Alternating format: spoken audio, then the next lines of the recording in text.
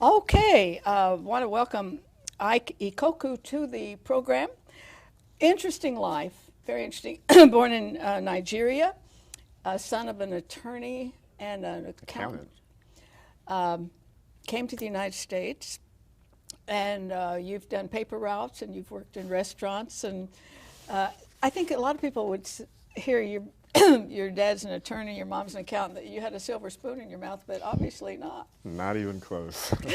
And you attend Jensen Franklin's church Yes. in Atlanta, and I think our viewers are very much acquainted with him. I know I am, and love him dearly, really. Jensen's a great man. Um,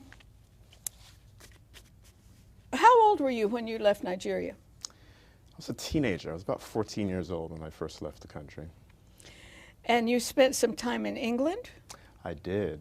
We were colonized by the British, so our big summer vacations were spending 2 or 3 months in England. So that was a nice little treat for the kids after working hard at school all year. What's happening in Nigeria now? Well, the country is about 12 years into a democratic system, I think, maybe a little longer than that. We have long had military dictatorship rule, and certain habits are hard to die, and so the country is continually in transition, would be the best way to put it. Do you ever go back? I do. I was actually back a little over a year ago, Christmas last 2011. I was there, and I've probably been there maybe 4 or 5 times total since I first left in 1988. I thought a story was interesting about your Christmas gifts when you were little. You tell them. You can do it better than I can, but it seemed like your destiny was kind of set then. It was set at a very early age, that's for sure. We have a tradition in our country where during the Christmas holidays we would go back to what we call the village, which is where our grandparents would live, and it's very rural. And cousins, aunts, uncles, everybody would congregate. We'd get to eat, spend time, fellowship. And on a certain night during those weeks, we would all gather around in a very huge living area. And all the kids would get to parade their report cards for the year and tell how well they did in school. And typically, we would get rewarded with either money or gifts. And a lot of my siblings and cousins, depending on their ages, they take their gifts and they go buy toys or cars or whatever it was. I actually took my dad's old briefcase and converted that into a bank. So at about 7, 8 years old, I was tucking my money away in my own little makeshift bank. So I think that is hilarious. I can't picture a 7-year-old boy doing that. like you said, my destiny was set very early on in life. Now, when you came to the United States, what was the reason for coming? It's interesting. My dad and my mom both got their formal education in England. And they came back to Nigeria, got settled, and they always had it in the cards to send us off to Europe or to the United States for formal education. And even though my dad still has his law practice still today, he's always dibbled and dabbled in business. And back in the mid-'80s, he had a partnership with some fellows out in Columbus, Georgia, where they were doing some import-export. And he said, you know what, this would be a really good time. So he shipped my mom, my brother, my sister, and myself off here under the auspices of keeping an eye on the business, but also going to school at the same time. So that's how I ended up in the States. Sounds like he was a pretty smart guy. Yeah, certainly a visionary. So you grew up kind of like I did with all kinds of jobs and all. At what point did you really know you're going to do this and you've got more degrees than the thermometer? I'd probably say it's probably at the time that my wife started calling me schoolboy. I got married to my lovely wife, Emma, in 1997, right after I graduated in 96. And the running joke is for the first 5 or 6 years of our marriage, I was probably more married to the library than I was to her. So graduated with my accounting degree, immediately got the experience and sat for the CPA exam, passed that, enrolled to get my master's in personal financial planning. As soon as I was done with that, I said, well, now it's time to sit for the CFP exam. Sat for that. Now, what is that? CFP? That's the Certified Financial Planner. That's another designation for professionals in the field. You talk about building wealth. Yes. I'm not sure I know how to do that as you would, with your background, but I had a relative who got a pretty good insurance policy. And I remember writing to her, I said, think about building wealth with it. Because I remembered a story that Lady Bird Johnson got a $30,000 inheritance, which certainly isn't big now. Sure. And it wasn't all that big then. And she turned that into a multi-million-dollar, I think through, she bought a radio station or something like that. And I thought of the whole importance of what you get something. Think of building wealth instead of I can buy this, I can buy this, I can buy this. And your book addresses that. So how did you're going through this, you go to school and all, and you have all this knowledge. You did experience a bankruptcy. I did. I was one of those kids who was sort of always ahead of his time. So very early on, even in my career as I was working, the first couple of years as a CPA, I actually kept a second job waiting tables at a restaurant. Because back then, I had defined being debt-free as not having any debt. And so I wanted to pay off the mortgage on the house that we had. But I was always into something. So I had real estate investments I'd gotten into. I bought and sold property. I learned about some pretty lucrative international investments that were paying some pretty phenomenal sums of money, and got into those, was investing in the stock market. So I was literally appropriating a lot of the same things that I either learned in school or that I saw us doing on behalf of our clients through the various jobs that I held. You said that pride and a few other things kind of precipitated the downfall. The bankruptcy, yeah. Correct. And did the economy play into it? What years were those? The economy played a significant role, but I think pride was probably the bigger of the two. Because I can tell you, Arlene, I remember at some of the churches we used to attend, we'd have prophets come through the church, and they'd give a word of prophecy, and several times they would speak things over me that had to do with money or finances. And because in the world system, I was already in there and doing some of those things, it got to a point where I'd almost go, do you have anything else to share about my future? So pride certainly. Okay, here's a bankruptcy. Yeah, here's a bankruptcy. Let's kind of retool things a little bit.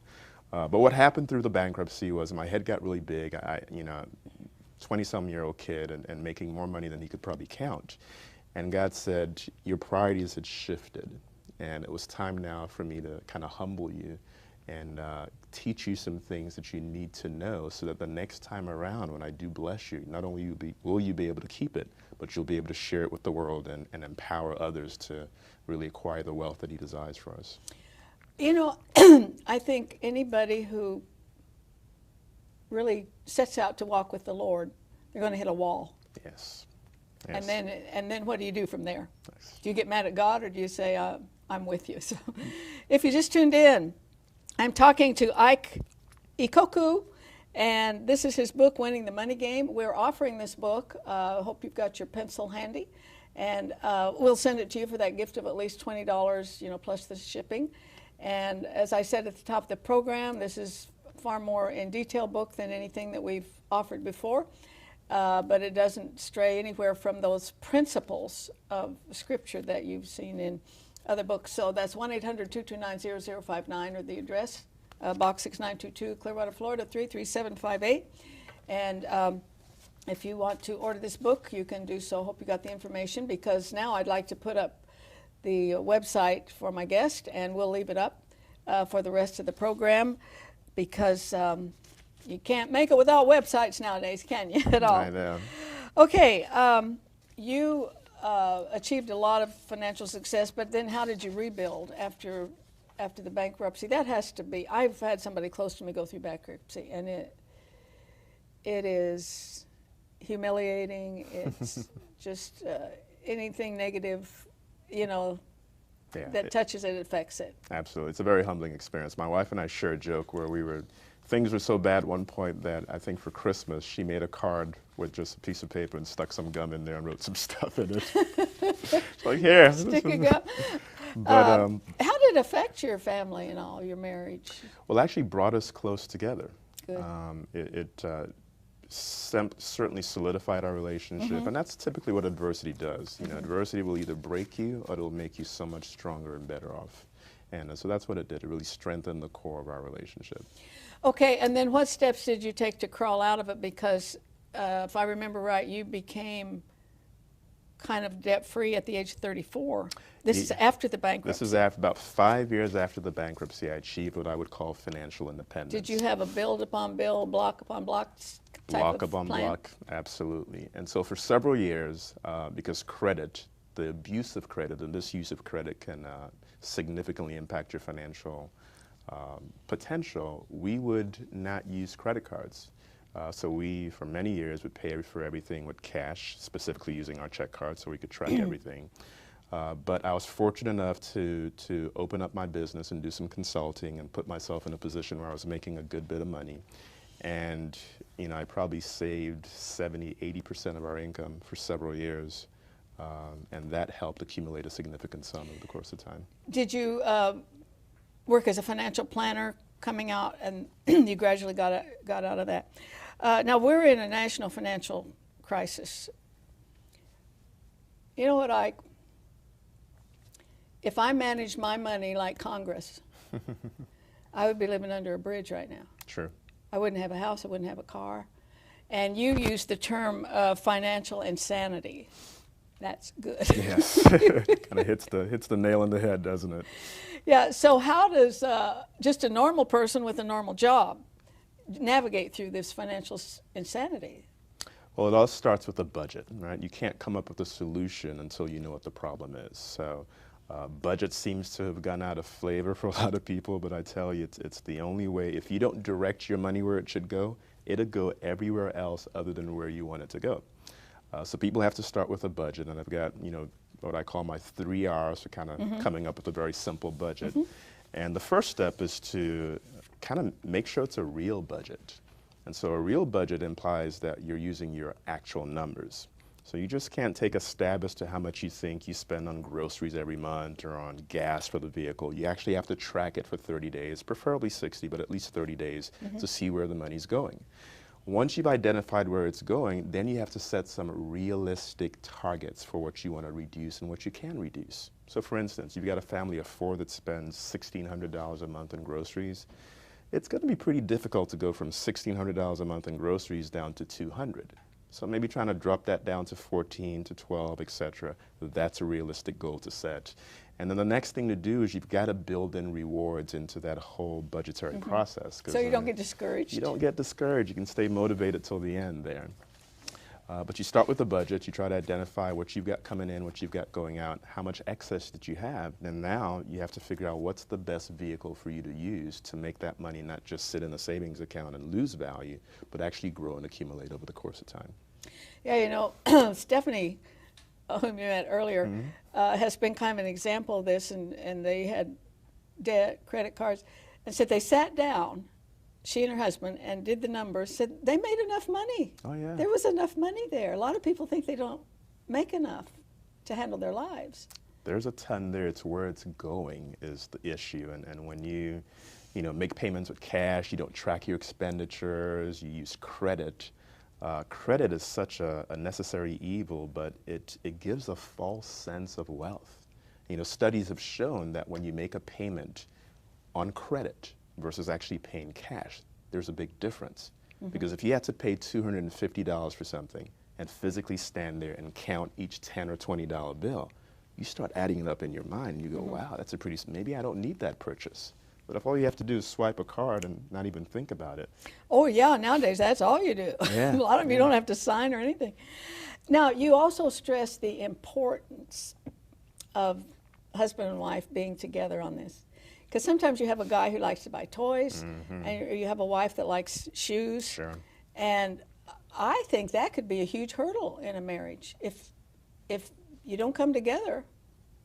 Yeah, we have tons of examples from the Bible that speaks to the power of unity, whether it's the people who tried to build the Tower of Babel, but I think it's in Ecclesiastes where it says that, one person can easily be overpowered. 2 people can put up a good defense, but then a 3-cord strand is not easily broken. So that speaks to the power of being unified, being on the same team. And the benefits of husband and wife really working together is they can both come to a consensus as to what the problem is and what the potential solutions are. So you get buy-in from both parties. It's kind of where you need 2 grown-ups. Yeah, you do. Absolutely. Got a lot of married kids. You say there's 2 sides to the financial planning industry. What are those? Well, there's what I would call the safe money side of the financial planning industry, and then there's what I would call the market sensitive side. And both industries kind of collide. They're kind of competing with each other. And they both have a message to the end user consumer. So on the safe money side of the fence, their message is, we have financial tools in place that can help you protect your investments. You'll never lose a penny. Now, the return that you might make may be somewhat skimpy, may not be market Would that returns. like be a CD? CD, money market, savings, even certain insurance instruments might fit into that category. On the market side of the fence, they go, well, look at the last 100 years. See what inflation has done. Stocks have proven to be the place to be to get returns above and beyond inflation. The problem is all the risk that's associated. Right. And so everybody's trying to make their solution seem like the preferred solution, and the consumer is left in the middle there trying to figure out, do I go left or do I go right? Should they do both? They absolutely need to do both. And that's sort of a revelation and an epiphany that I came to is, if God has created everything on earth, then there is nothing that is inherently bad. Every financial instrument has a financial design and a purpose. And as the consumer, you have to make sure you understand its design and that you're using that instrument for your intended purposes and not necessarily that of a financial firm or the advisor that might be recommending them to you. I didn't see this in the book, but do you have kind of a litmus test before you buy a stock? Do you buy single stocks? Or? We actually, we use investment managers that will build an entire portfolio for you. And so we go through a bunch of information to help identify what people's risk tolerance are and what would make sense to include in that portfolio. We don't necessarily subscribe to stock picking, trying to identify the next Google necessarily, because it's not as easy as many people would think. Yep. Okay, you have a term. What's a financial bucket? A financial bucket, really, it's sort of a picture that I like to use to describe what's happening within your financial household, okay? And so for most everybody, they have money that's coming into this bucket. And as money comes into that bucket, if they're doing a good job of saving some of that, it's gonna go into the accumulated cash. It's gonna go into accumulated bucket. There's a portion of that that's gonna go towards a lifestyle to basically pay for the house, pay for the cars, have money to go out when you eat. And that can vary. And that can vary for everybody. The third component that a lot of people are oblivious to is what I call really transferred money. And these are areas where most people are wasting away, losing money, unknowingly and unnecessarily. So it's not necessarily their fault, they're just not aware of what they're doing. Yep. Well, it's so complex today that you need some help. I want to tell you again, we're offering this book. The information is coming up on your screen, and you can, if you use a credit card, 1-800-229-0059. And or you could write to me. It's the $20 plus the shipping and handling. And I've said so many times that Homekeepers is a program where we deal with anything and everything that affects the home. And you know what? That's anything and everything. That's just the center. And I'm telling you,